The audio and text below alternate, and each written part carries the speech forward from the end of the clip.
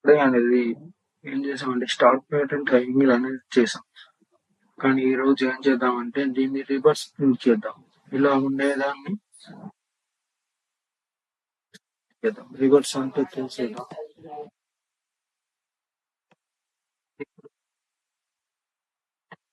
Print చేయడానికి మనకి ఇక్కడ స్పేస్ కావాలి. ఇప్పుడు ఇక్కడ స్పేస్ అవుతే ఇక్కడ ఎంత స్పేస్ ఉందో ఇక్కడ సైడ్ స్పేస్ వస్తే మనకి స్టార్ ప్యాటర్న్ అనేది మూవ్ అవుతుంది కదా. కాబట్టి నేను ఎంత తీసుకున్నాను, స్పేస్ తీసుకుంటున్నాను, డబుల్ స్పేస్.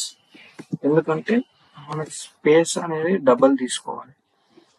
ఇప్పుడు చూడండి, మనం ఫస్ట్ స్టార్ ఒక స్పేస్ ఆక్యుపై చేస్తుంది, దీని మధ్యలో ఇంకో స్పేస్ ఆక్యుపై చేస్తుంది. అందుకోసమని డబుల్ స్పేస్ ఆక్యుపై చేసాం. డబుల్ స్పేస్ ఇంటూ మనం స్టార్ అంటే ఇన్పుట్ ఎంత ఇచ్చాం,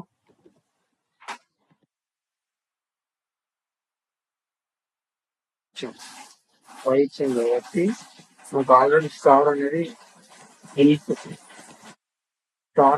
నాకు ఎంత ఉంది, ఇన్పుట్ 1.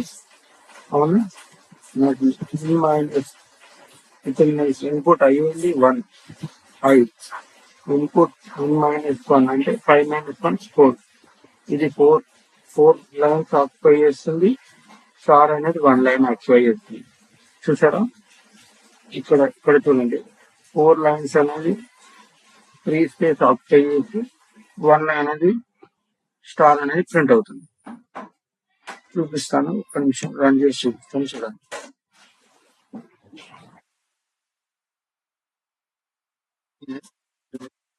ఓకే. ఇక్కడ ప్లస్ సింబల్ అనేది చూసారు, ఎందుకంటే హ్యాపీ కదా. మళ్ళీ చూసారు,